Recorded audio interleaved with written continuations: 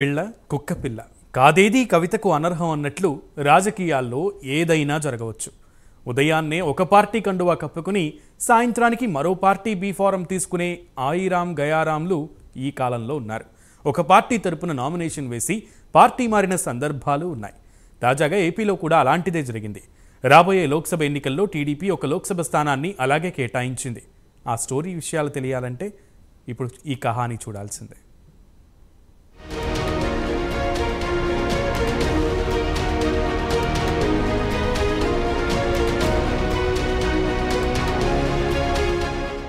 భారత్ రాజకీయ వ్యవస్థలో లోక్సభకు ఎవరైనా ఎక్కడ్నుంచైనా పోటీ చేసే అవకాశం ఉంది. భారత పౌరుడైతే చాలు. ఒక రాష్ట్రంలో సైతం ఒక ప్రాంతం వారు మరో ప్రాంతంలో పోటీ చేసే సందర్భాలు ఉన్నాయి. అదే కోవాలో తాజాగా బాపట్ల లోక్సభ స్థానానికి టీడీపీ తరపున తెలంగాణ ప్రాంతానికి చెందిన బీజేపీ నేతకు టికెట్ ఇవ్వడం ఇప్పుడు హాట్ టాపిక్ గా మారింది. టీడీపీ ప్రకటించిన మూడో లిస్టులో ఊహించని ట్విస్ట్ నెలకొంది.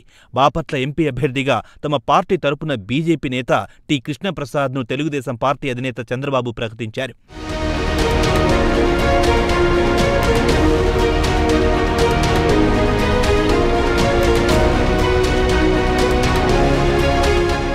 కృష్ణప్రసాద్ గతంలో ఉమ్మడి ఆంధ్రప్రదేశ్ డీజీపీగా పనిచేశారు. అనంతరం బీజేపీ పార్టీలో చేరారు. తెలంగాణ బీజేపీ అధికార ప్రతినిధిగా కొనసాగుతున్నారు.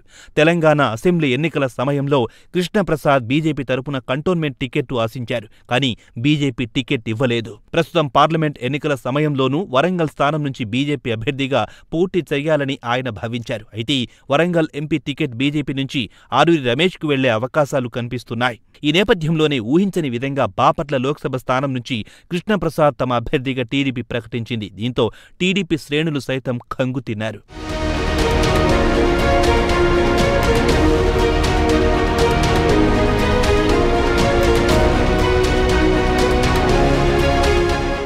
వాస్తవానికి బాపట్ల ఎంపీ టికెట్ను తాడికొండ ఎమ్మెల్యే ఉండవల్లి శ్రీదేవి ఆశించారు.